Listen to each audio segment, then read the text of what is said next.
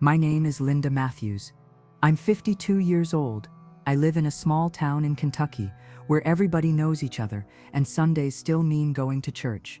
I've been a wife, a mother of 3, and a believer since my childhood. My life wasn't perfect, but it was filled with love, routine, and prayer. I worked as a school secretary for over 20 years. My husband, Paul, is a truck driver. Our life was simple: bills, groceries, church on Sundays, and the constant worry that comes with raising children in today's world. My youngest son, Tyler, is 16, and in the last few years, I started to feel something shifting in my house. He wasn't the same boy I used to sing hymns with before bedtime. The talks got shorter. The headphones stayed on longer. The anger came out of nowhere, and the screens, oh, those screens, took over everything. Phones, videos, music I couldn't understand. Words I never thought I'd hear from my child. I prayed. A lot. I cried into my pillow more nights than I'd ever admit. I kept asking God, what's happening to our children? What's going on in their hearts? Why can't I reach my own son anymore? But life kept moving. There was always laundry to fold, dinner to cook, and appointments to make. I thought maybe it was just a phase, like everyone told me. Maybe he'd grow out of it. Maybe I was just being dramatic. Then, on a Thursday morning in early spring, everything changed. I woke up feeling strange. I couldn't catch my breath. There was a tightness in my chest, like someone was pressing down hard. I tried calling out, but my voice felt stuck. I collapsed on the kitchen floor. My husband found me minutes later and called 911. They told me later that I had a massive heart attack. For 7 minutes, my heart stopped. 7 minutes where I left this world. 7 minutes that would change everything I believed about what's really happening to our children and who is behind it. But before I tell you what Jesus showed me, I need to take you with me through what I saw, what I felt, and the horrifying truth that parents like me need to know. Because this wasn't just a dream, it was a revelation. And once I came back, nothing was ever the same again. The ambulance siren echoed through our quiet neighborhood like a warning bell no one wanted to hear. I was unconscious by then, lying in the back of that cold vehicle, my body trembling, my heart silent. But even though my body was still on earth, something in me had already started to leave. At first, there was just darkness, not evil, just absence. A space so silent, I could hear my own thoughts echo. Then suddenly, it felt like I was rising, fast, but not through a tunnel. It was more like being pulled out of a deep, heavy sleep, as if someone had grabbed my soul and lifted it from the weight of the world. I could see my own body below me, pale, fragile, my husband sobbing, the paramedics trying everything. The image broke me. I wanted to scream, to tell them I was still here, but I couldn't speak. I had no mouth, no breath, just awareness, pure, terrifying awareness. Then I felt a shift. The air, or whatever it was, grew colder and darker. Not the peaceful kind, but the kind of darkness that watches you. I started sensing whispers, not voices exactly, but more like thoughts brushing against my mind that weren't mine. They felt angry, deceptive, familiar, and yet completely foreign. That's when I realized I wasn't alone. Figures began forming around me, not fully human, not fully spirit. Their faces shifted like smoke, never settling, but their presence pressed in like a storm. They weren't attacking me, but they were circling, watching, studying me. I could feel their intentions, and it wasn't curiosity, it was claim. They believed they had a right to me. And then, one of them moved closer. It didn't speak in words, but I understood its message deep in my being. You let them in. You let them raise your son. Now he's ours. I froze. What did that mean? Let who in? I started to see flashes, my son's headphones, the glowing screen late at night, music videos I never paid attention to, influencers he quoted that I didn't recognize, content I had shrugged off because that's just how kids are these days.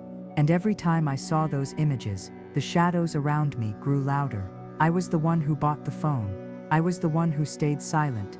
I was the one who gave permission by doing nothing. I felt crushed, guilty, terrified. Then, just when the darkness felt like it was about to swallow me whole, a light appeared, bright, warm, unshakable. And I heard a name, not with ears, but with my entire being, Jesus. In that moment, I realized I hadn't been abandoned. He was coming, but I had no idea what he was about to show me.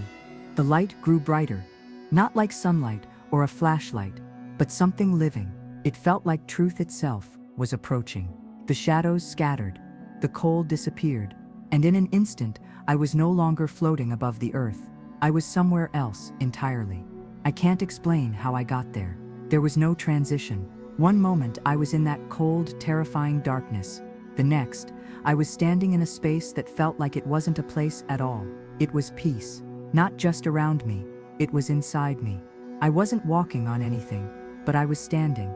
I had no body, but I was still me. And I felt known.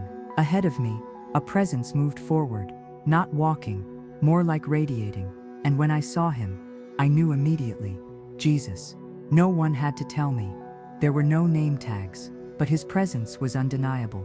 Pure love, pure authority, pure holiness. And yet, I didn't feel shame. I didn't feel rejected. I felt seen. Every moment of my life was open before him, and still, he loved me. He didn't speak with his mouth, but with his eyes, with his light. He showed me flashes of my childhood, when I believed so easily. He reminded me of the times I sang to him, in the kitchen while washing dishes. The late-night prayers whispered into the darkness, when no one else was listening. The way I clung to him when my first child was born, when I lost my mother, when my marriage almost fell apart. He saw it all. And then, he showed me something I didn't expect. He showed me my son, not just as he is now, but through spiritual eyes. I saw him, surrounded by chains, but they weren't physical. They were made of influence. Every song, every image, every word from the internet that spoke lies into his heart had become a link. And the chains weren't random, they were crafted. Demonic figures stood behind the screens, behind the music, behind the platforms we scroll without thinking. And they were feeding off him, not his body, but his attention, his emotions, his anger, his confusion. And then Jesus said something I'll never forget, not out loud, but within me. They are not just watching your children, they are shaping them. And most parents remain asleep. I wept. I wanted to scream. I wanted to go back and smash every screen in my house. But more than that, I wanted to wake up every mother who, like me, thought they were doing enough. Because what Jesus showed me wasn't just about my son, it was about an entire generation being silently devoured. Jesus didn't move toward me, but I felt him closer than the air in my lungs, even though I wasn't breathing. In that realm, he was everything. The light, the center, the gravity. His presence held me together, like truth holds the universe from collapsing. And yet, what he showed me next shattered me. He raised his hand, and it was as if a curtain was pulled back from the world I knew. I could see our living rooms, our bedrooms, our children's devices, not through physical eyes, but through heaven's lens. I saw teens scrolling endlessly through apps, their faces blank, but their souls being pierced. I saw little kids dancing to songs filled with curses and rebellion, while dark beings stood nearby, whispering approval. I saw families together in the same room, and yet each person was alone, trapped in their own glowing prison. But it wasn't just distraction, it was possession, not in the Hollywood sense, but through deception. These spirits didn't scream or throw furniture. They whispered, they mimicked trends, they rewrote identity, they introduced doubt, confusion, rebellion, and pride, all under the mask of entertainment. Then Jesus spoke again, not with words, but with fire. The enemy no longer hides in shadows. He has moved into the spotlight, and still, my people pretend not to see. He showed me a massive building, like a digital cathedral. Inside, people knelt before glowing symbols, likes, follows, streams, fame. It was worship, but they didn't know they were bowing. And above it all, I saw demonic figures laughing, not because they were powerful, but because we had invited them in. Parents handing over devices without spiritual armor. Churches afraid to preach the truth because it's too harsh. Leaders more focused on clicks than souls. Children raising themselves with algorithms instead of wisdom. I wanted to scream. I wanted to beg Jesus to make it stop. But he wasn't showing me to scare me. He was showing me to send me. Then, he turned to me and asked a question I didn't expect. Will you still be silent? I broke. I cried, like I never cried before. In that place, my soul poured out without filter or fear. I told him I didn't know, that I had failed, that I had let the world raise my child while I was busy surviving, but he didn't condemn me. Instead, he lifted my face with his hand, and his eyes burned with both grief and mercy. I have chosen many to be mothers of war, not warriors with weapons, but with discernment, with intercession, with holy fire. The battle is not coming. It is here, and it begins in the home. At that moment, I understood something deep. We are not just mothers and fathers, we are the last line of defense, and the enemy knows it. That's why he fights so hard to keep us tired, distracted, entertained, divided. Because a praying mother, a discerning father, a family that guards its gates, is a threat to hell itself.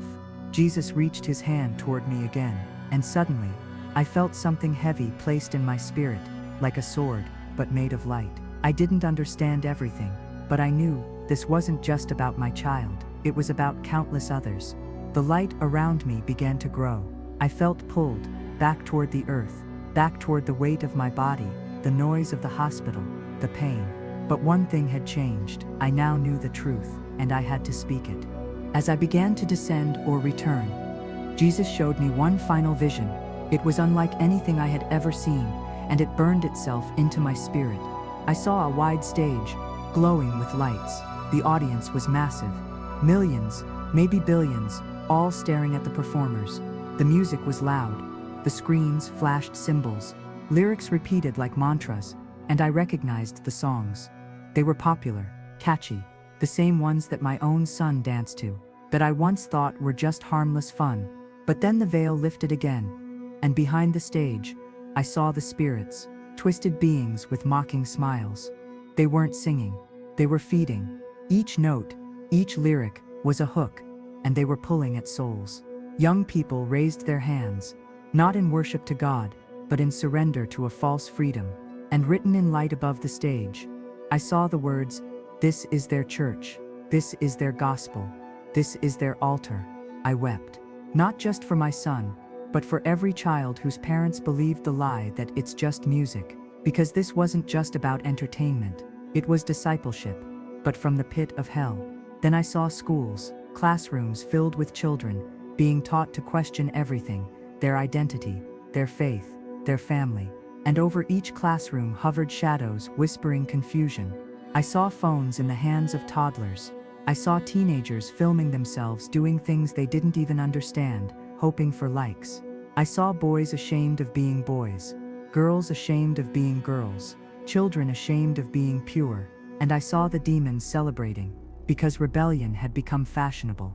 Then Jesus spoke again. This generation is not just confused, they are being trained for rebellion. Against their parents, against my word, against me. I begged him to stop the vision. It was too much, too painful, too real. But he said, "If I do not reveal, how will you warn them? If the watchmen remain silent, the blood is on their hands." Then I saw churches, beautiful buildings, lights, songs, smiling people.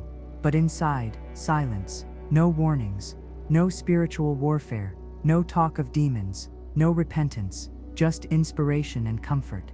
And outside those churches, I saw demons freely entering homes, families being torn apart, marriages collapsing, children enslaved to addiction, and the pastors were asleep.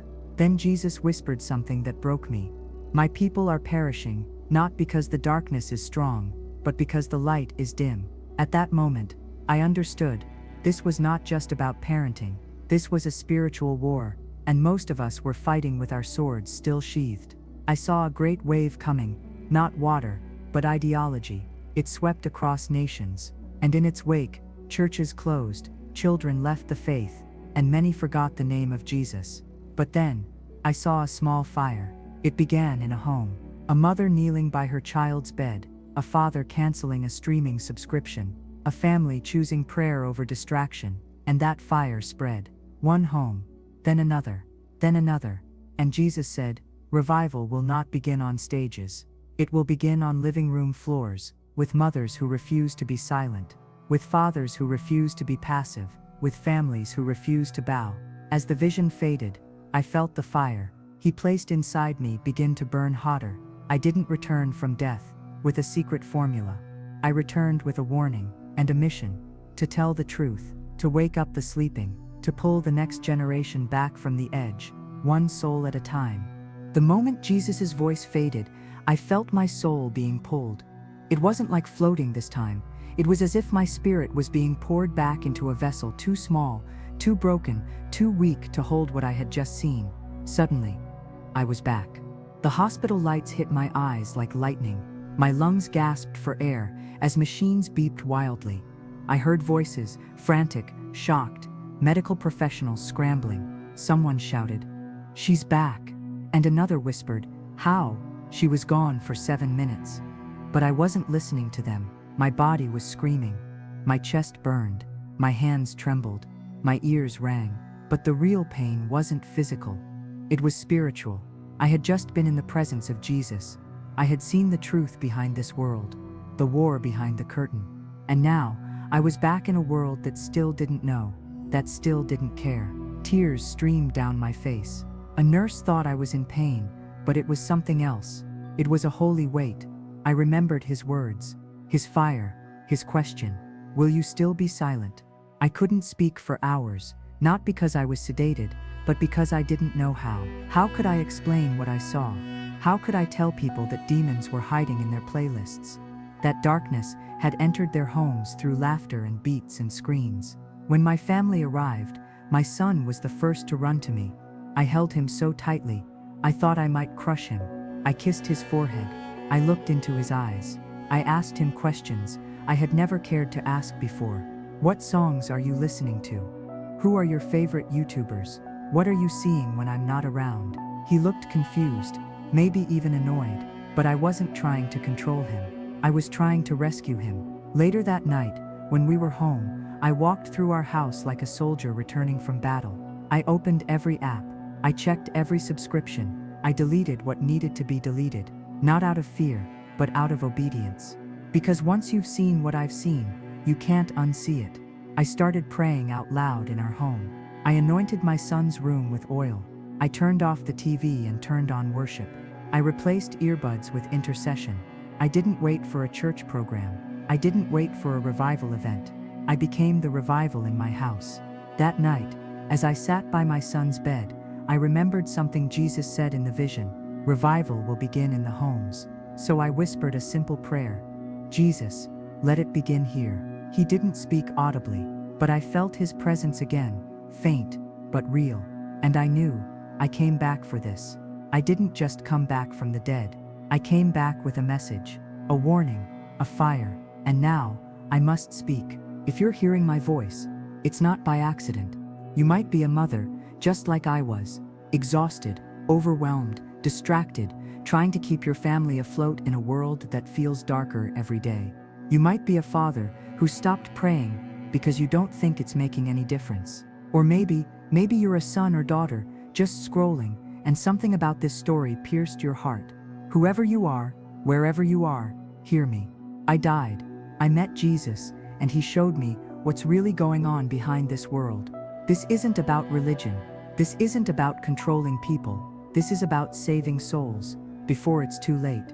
I saw demons dancing behind popular songs. I saw darkness wrapped in comedy, music, memes. I saw the spirits training a generation to rebel, not just against their parents, but against God himself.